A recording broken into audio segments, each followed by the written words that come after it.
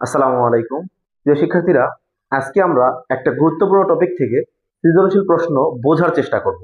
সমাধান করব না, তবে বোঝার চেষ্টা করব। দেখেন, একটা প্রশ্ন সমাধান করার থেকে কিন্তু বোঝাটা বেশি জরুরি। যদি আমরা বুঝতে না পারি তাহলে সেই প্রশ্নটা সমাধান করতেই পারবো না।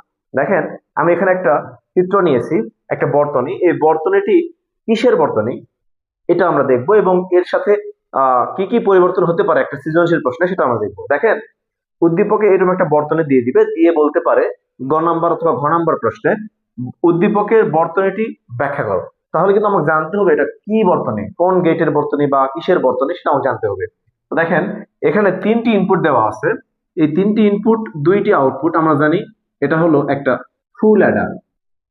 এটা কি একটা ফুল অ্যাডার? ফুল অ্যাডারে এ, বি, সি, আই তিনটা ইনপুট করা হয়, আউটপুট পাওয়া যায় এস আর সিউ, দুইটা আউটপুট। তাহলে এটা কি একটা ফুল অ্যাডার। তাহলে ফুল অ্যাডারে তিনটা ইনপুট, দুইটা আউটপুট, এটা তো আমরা জানি। তাহলে আমরা এই প্রশ্নের উত্তরে কিন্তু লিখবো উদ্দীপকের বর্তনীটি ফুল অ্যাডার নির্দেশ করে। তারপর ফুল অ্যাডারের বিস্তারিত ব্যাখ্যা দিব আমরা।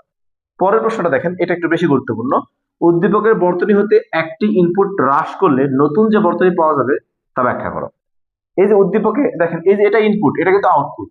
তাহলে একটা ইনপুট যদি আমরা হ্রাস করি, কমায় ফেলি, না রাখি, তাহলে নতুন যে বর্তনী পাওয়া যাবে সে বর্তনীটা কোন বর্তনী?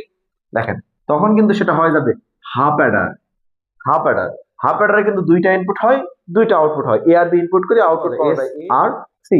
তাহলে আমরা কি করব, এখানে উত্তরে লিখবো উদ্দীপকের বর্তনী থেকে একটি ইনপুট হ্রাস করলে নতুন যে বর্তনী পাওয়া যাবে তা হাফ অ্যাডার নির্দেশ করে। তারপর হাফ অ্যাডারে বিস্তারিত ব্যাখ্যা দিব আমরা।